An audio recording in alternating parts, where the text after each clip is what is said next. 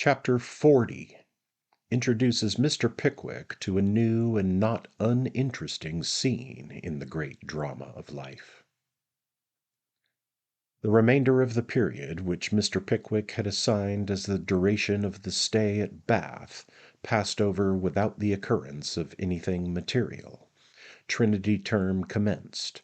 On the expiration of its first week, Mr. Pickwick and his friends returned to London, and the former gentleman, attended of course by Sam, straightway repaired to his old quarters at the George and Vulture. On the third morning after their arrival, just as all the clocks in the city were striking 9 individually, and somewhere about 999 collectively, Sam was taking the air in George Yard, when a queer sort of fresh-painted vehicle drove up, out of which there jumped with great agility, throwing the reins to a stout man who sat beside him, a queer sort of gentleman who seemed made for the vehicle, and the vehicle for him. The vehicle was not exactly a gig, neither was it a stanhope. It was not what is currently denominated a dog-cart, neither was it a taxed cart, nor a chaise cart, nor a guillotined cabriolet. And yet it had something of the character of each and every of these machines. It was painted a bright yellow, with the shafts and wheels picked out in black, and the driver sat in the orthodox sporting style, on cushions piled about 2 feet above the rail. The horse was a bay, a well-looking animal enough, but with something of a flash and dog-fighting air about him nevertheless, which accorded both with the vehicle and his master. The master himself was a man of about 40, with black hair and carefully combed whiskers. He was dressed in a particularly gorgeous manner, with plenty of articles of jewelry about him, all about 3 sizes larger than those that are usually worn by gentlemen, and a rough greatcoat to crown the whole. Into one pocket of this greatcoat he thrust his left hand the moment he dismounted, while from the other he drew forth with his right a very bright and glaring silk handkerchief, with which he whisked a speck or two of dust from his boots, and then, crumpling it in his hand, swaggered up the court. It had not escaped Sam's attention that, when this person dismounted, a shabby-looking man in a brown greatcoat shorn of divers buttons, who had been previously slinking about on the opposite side of the way, crossed over and remained stationary close by. Having something more than a suspicion of the object of the gentleman's visit, Sam preceded him to the George and Vulture, and, turning sharp round, planted himself in the centre of the doorway. "Now, my fine fellow," said the man in the rough coat, in an imperious tone, attempting at the same time to push his way past. "Now, sir, what's the matter?" replied Sam, returning the push with compound interest. "Come, none of this, my man, this won't do with me," said the owner of the rough coat, raising his voice and turning white. "Here, smouch!" "Well, what's amiss here?" growled the man in the brown coat, who had been gradually sneaking up the court during this short dialogue. "Only some insolence of this young man's," said the principal, giving Sam another push. "Come, none of this gammon," growled Smouch, giving him another and a harder one. This last push had the effect which it was intended by the experienced Mr. Smouch to produce. For while Sam, anxious to return the compliment, was grinding that gentleman's body against the door-post, the principal crept past and made his way to the bar, whither Sam, after bandying a few epithetical remarks with Mr. Smouch, followed at once. "Good morning, my dear," said the principal, addressing the young lady at the bar with Botany Bay ease and New South Wales gentility. "Which is Mr. Pickwick's room, my dear?" "Show him up," said the barmaid to the waiter, without deigning another look at the exquisite, in reply to his inquiry. The waiter led the way upstairs as he was desired, and the man in the rough coat followed, with Sam behind him, who, in his progress up the staircase, indulged in sundry gestures indicative of supreme contempt and defiance, to the unspeakable gratification of the servants and other lookers-on. Mr. Smouch, who was troubled with a hoarse cough, remained below and expectorated in the passage. Mr. Pickwick was fast asleep in bed when his early visitor, followed by Sam, entered the room. The noise they made in doing so awoke him. "Shaving water, Sam," said Mr. Pickwick from within the curtains.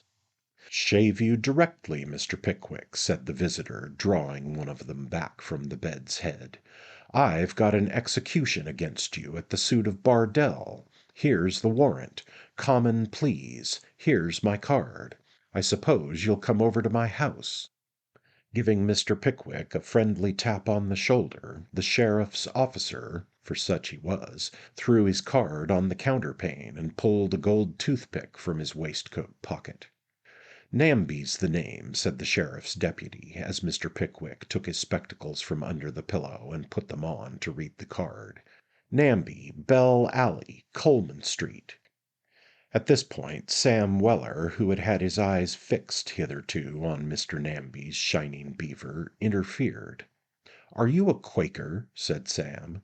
"I'll let you know I am before I've done with you," replied the indignant officer. "I'll teach you manners, my fine fellow, one of these fine mornings."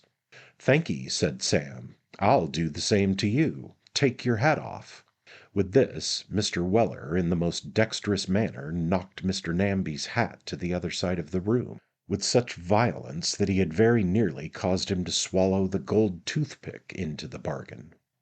"Observe this, Mr. Pickwick," said the disconcerted officer, gasping for breath. "I've been assaulted in the execution of my duty by your servant in your chamber. I'm in bodily fear. I call you to witness this." "Don't witness nothin', sir," interposed Sam. "Shut your eyes up tight, sir. I'd pitch him out a winder, only he couldn't fall far enough 'cause of the leads outside." "Sam," said Mr. Pickwick in an angry voice, as his attendant made various demonstrations of hostilities, "if you say another word or offer the slightest interference with this person, I discharge you that instant." "But, sir," said Sam. "Hold your tongue," interposed Mr. Pickwick. "Take that hat up again."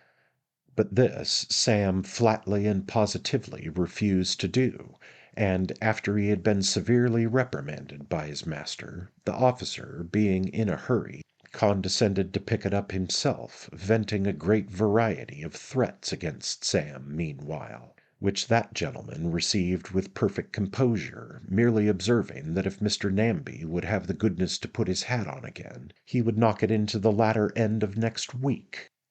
Mr. Namby, perhaps thinking that such a process might be productive of inconvenience to himself, declined to offer the temptation, and soon after called up Smouch. Having informed him that the capture was made, and that he was to wait for the prisoner until he should have finished dressing, Namby then swaggered out and drove away. Smouch, requesting Mr. Pickwick, in a surly manner, to be as alive as he could, for it was a busy time, drew up a chair by the door and sat there until he had finished dressing. Sam was then dispatched for a hackney coach, and in it the triumvirate proceeded to Coleman Street. It was fortunate the distance was short, for Mr. Smouch, besides possessing no very enchanting conversational powers, was rendered a decidedly unpleasant companion in a limited space by the physical weakness to which we have elsewhere adverted. The coach, having turned into a very narrow and dark street, stopped before a house with iron bars to all the windows, the door-posts of which were graced by the name and title of Namby, officer to the sheriffs of London. The inner gate having been opened by a gentleman who might have passed for a neglected twin brother of Mr. Smouch, and who was endowed with a large key for the purpose, Mr. Pickwick was shown into the coffee-room. This coffee-room was a front parlour, the principal features of which were fresh sand and stale tobacco smoke. Mr. Pickwick bowed to the three persons who were seated in it when he entered, and having dispatched Sam for Perker, withdrew into an obscure corner, and looked thence with some curiosity upon his new companions. One of these was a mere boy of 19 or 20, who, though it was yet barely 10 o'clock, was drinking gin and water and smoking a cigar, amusements to which, judging from his inflamed countenance, he had devoted himself pretty constantly for the last year or two of his life.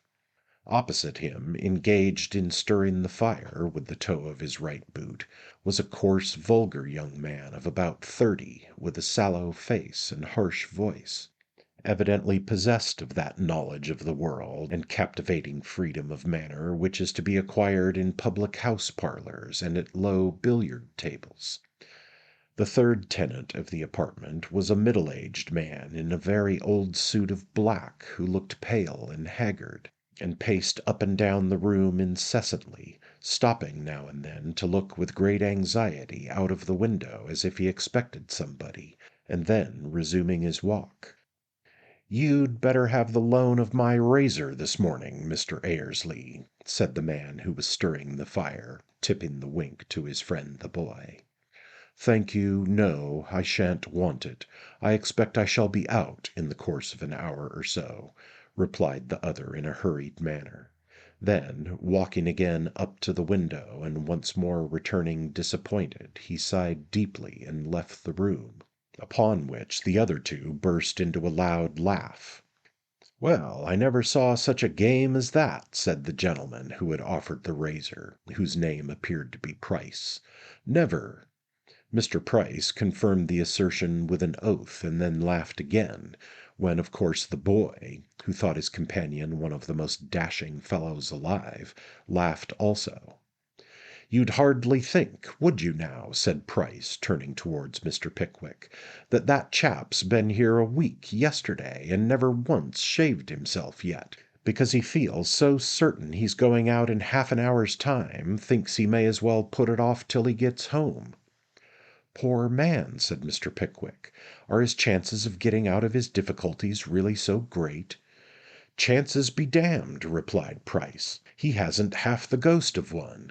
I wouldn't give that for his chance of walking about the streets this time 10 years." With this, Mr. Price snapped his fingers contemptuously and rang the bell. "Give me a sheet of paper, Crooky," said Mr. Price to the attendant, who in dress and general appearance looked something between a bankrupt glazier and a drover in the state of insolvency. "And a glass of brandy and water, Crooky, do you hear? I'm going to write to my father, and I must have a stimulant, or I shan't be able to pitch it strong enough into the old boy." At this facetious speech the young boy, it is almost needless to say, was fairly convulsed. "That's right," said Mr. Price. "Never say die. All fun, ain't it?" "Prime," said the young gentleman. "You've got some spirit about you, you have," said Price. "You've seen something of life." "I rather think I have," replied the boy. He had looked at it through the dirty panes of glass in a bar door. Mr. Pickwick, feeling not a little disgusted with this dialogue, as well as with the air and manner of the two beings by whom it had been carried on, was about to inquire whether he could not be accommodated with a private sitting-room, when 2 or 3 strangers of genteel appearance entered, at sight of whom the boy threw his cigar into the fire, and whispering to Mr. Price that they had come to make it all right for him, joined them at a table in the farther end of the room. It would appear, however, that matters were not going to be made all right quite so speedily as the young gentleman anticipated, for a very long conversation ensued, of which Mr. Pickwick could not avoid hearing certain angry fragments regarding dissolute conduct and repeated forgiveness.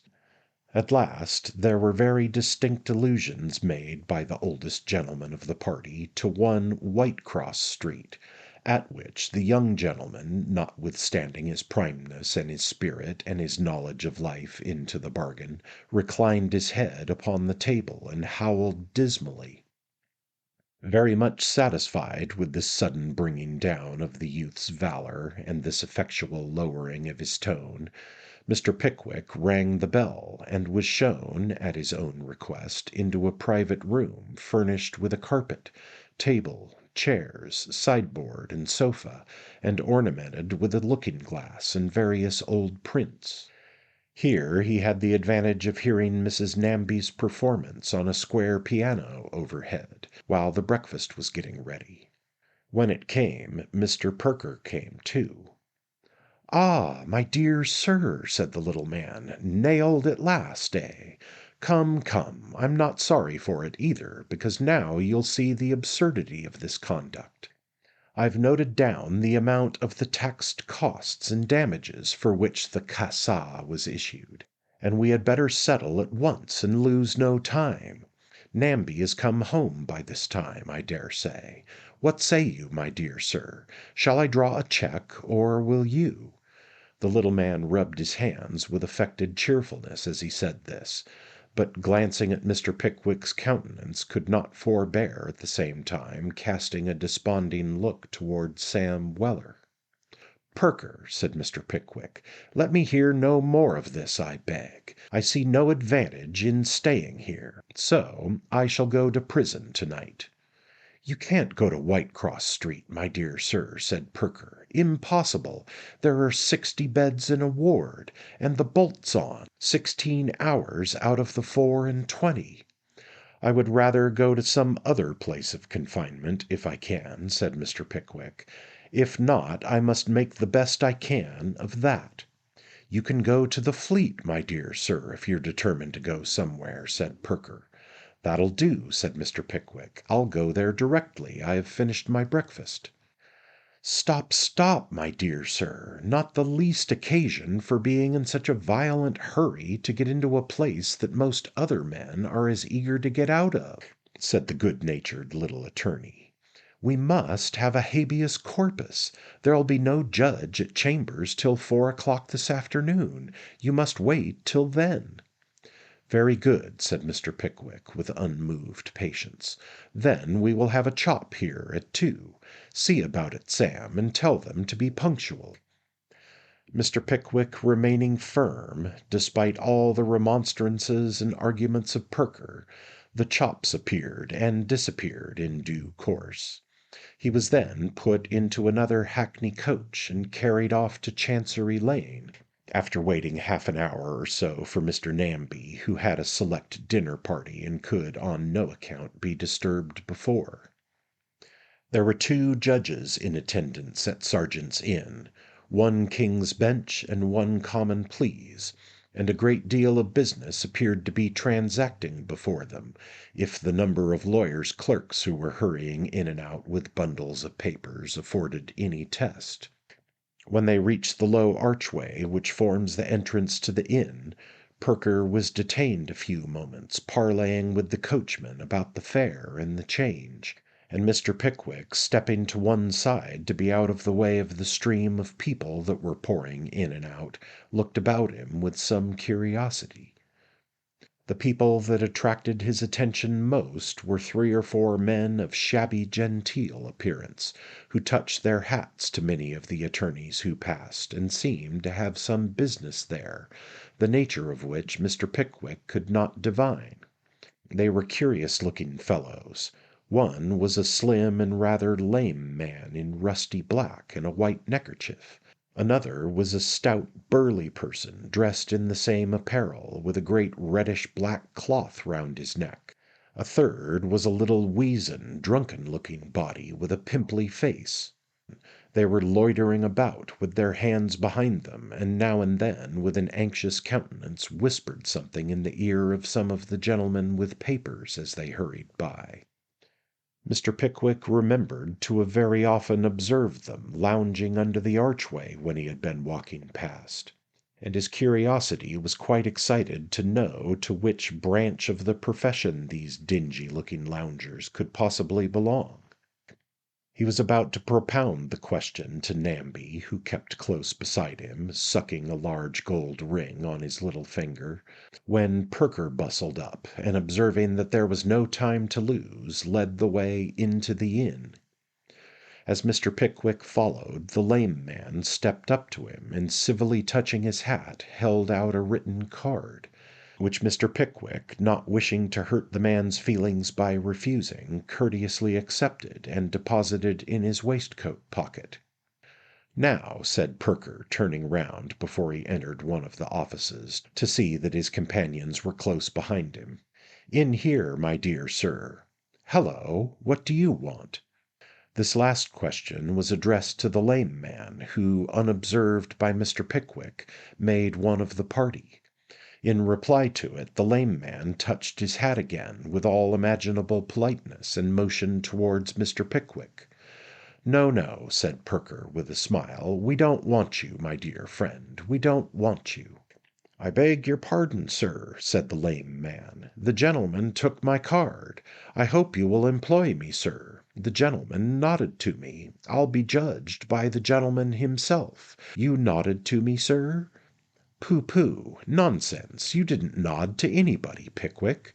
A mistake," said Perker.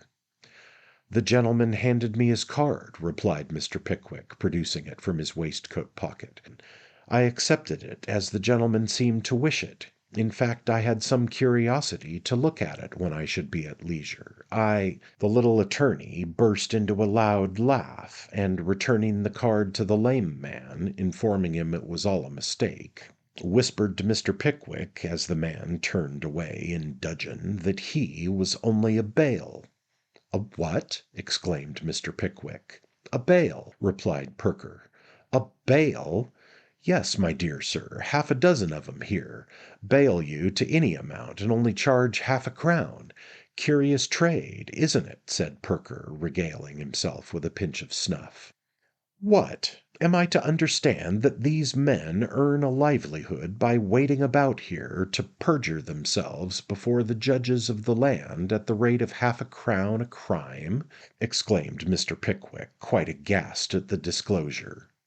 "Why, I don't exactly know about perjury, my dear sir," replied the little gentleman. "Harsh word, my dear sir, very harsh word indeed. It's a legal fiction, my dear sir, nothing more." Saying which, the attorney shrugged his shoulders, smiled, took a second pinch of snuff, and led the way into the office of the judge's clerk. This was a room of specially dirty appearance, with a very low ceiling and old panelled walls, and so badly lighted that, although it was broad day outside, great tallow candles were burning on the desks. At one end was a door leading to the judge's private apartment, round which were congregated a crowd of attorneys and managing clerks, who were called in the order in which their respective appointments stood upon the file. Every time this door was opened to let a party out, the next party made a violent rush to get in. And, as in addition to the numerous dialogues which passed between the gentlemen who were waiting to see the judge, a variety of personal squabbles ensued between the greater part of those who had seen him, there was as much noise as could well be raised in an apartment of such confined dimensions. Nor were the conversations of these gentlemen the only sounds that broke upon the ear. Standing on a box behind a wooden bar at another end of the room was a clerk in spectacles who was taking the affidavits, large batches of which were, from time to time, carried into the private room by another clerk for the judge's signature. There were a large number of attorneys' clerks to be sworn, and it being a moral impossibility to swear them all at once, the struggles of these gentlemen to reach the clerk in spectacles were like those of a crowd to get in at the pit door at the theatre when gracious majesty honours it with its presence. Another functionary from time to time exercised his lungs in calling over the names of those who had been sworn, for the purpose of restoring to them their affidavits after they had been signed by the judge, which gave rise to a few more scuffles. And all these things going on at the same time occasioned as much bustle as the most active and excitable person could desire to behold. There were yet another class of persons, those who were waiting to attend summonses their employers had taken out, which it was optional to the attorney on the opposite side to attend or not, and whose business it was from time to time to cry out the opposite attorney's name, to make certain that he was not in attendance without their knowledge. For example, Leaning against the wall, close beside the seat Mr. Pickwick had taken, was an office lad of 14, with a tenor voice. Near him a common law clerk, with a bass one. A clerk hurried in with a bundle of papers and stared about him. "Sniggle and blink!" cried the tenor. "Porkin and snob!" growled the bass. "Stumpy and deacon!" said the newcomer. Nobody answered. The next man who came in was bailed by the whole three, and he in his turn shouted for another firm, and then somebody else roared in a loud voice for another, and so forth. All this time the man in the spectacles was hard at work swearing the clerks, the oath being invariably administered without any effort at punctuation, and usually in the following terms: "Take the book in your right hand. This is your name. In handwriting you swear that the contents of this your affidavit are true, so help you God. A shilling you must get change. I haven't got it." "Well, Sam," said Mr. Pickwick, "I suppose they are getting the habeas corpus ready." "Yes," said Sam, "and I vish they'd bring out the habeas carcase.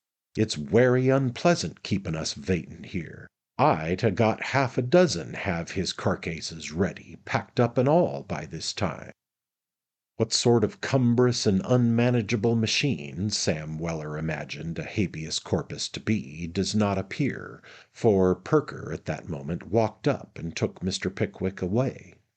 The usual forms having been gone through, the body of Samuel Pickwick was soon afterwards confided to the custody of the tipstaff, to be by him taken to the warden of the Fleet Prison, and there detained until the amount of the damages and costs in the action of Bardell against Pickwick were fully paid and satisfied. "And that," said Mr. Pickwick, laughing, "will be a very long time. Sam, call another hackney coach. Perker, my dear friend, good-bye." "I shall go with you and see you safe there," said Perker. "Indeed," replied Mr. Pickwick, "I would rather go without any other attendant than Sam. As soon as I get settled I will write and let you know, and I shall expect you immediately. Until then, good-bye." As Mr. Pickwick said this, he got into the coach, which had by this time arrived, followed by the tipstaff. Sam having stationed himself on the box, it rolled away. "A most extraordinary man, that," said Perker, as he stopped to pull on his gloves. "What a bankrupt he'd make, sir," observed Mr. Lowton, who was standing near. "How he would bother the commissioners. He'd set 'em at defiance if they talked of committing him, sir." The attorney did not appear very much delighted with his clerk's professional estimate of Mr. Pickwick's character, for he walked away without deigning any reply. The hackney coach jolted along Fleet Street, as hackney coaches usually do. The horses went better, the driver said, when they had anything before them. They must have gone at a most extraordinary pace when there was nothing, and so the vehicle kept behind a cart. When the cart stopped, it stopped, and when the cart went on again, it did the same. Mr. Pickwick sat opposite the tipstaff, and the tipstaff sat with his hat between his knees, whistling a tune, and looking out of the coach window. Time performs wonders. By the powerful old gentleman's aid, even a hackney coach gets over half a mile of ground. They stopped at length, and Mr. Pickwick alighted at the gate of the Fleet. The tipstaff, just looking over his shoulder to see that his charge was following close at his heels, preceded Mr. Pickwick into the prison. Turning to the left after they entered, they passed through an open door into a lobby, from which a heavy gate, opposite to that by which they had entered, and which was guarded by a stout turnkey with the key in his hand, led at once into the interior of the prison. Here they stopped, while the tipstaff delivered his papers. And here Mr. Pickwick was apprised that he would remain until he had undergone the ceremony known to the initiated as sitting for your portrait. "Sitting for my portrait?" said Mr. Pickwick. "Having your likeness taken, sir," replied the stout turnkey. "We're capital hands at likenesses here. Take 'em in no time, and always exact. Walk in, sir, and make yourself at home."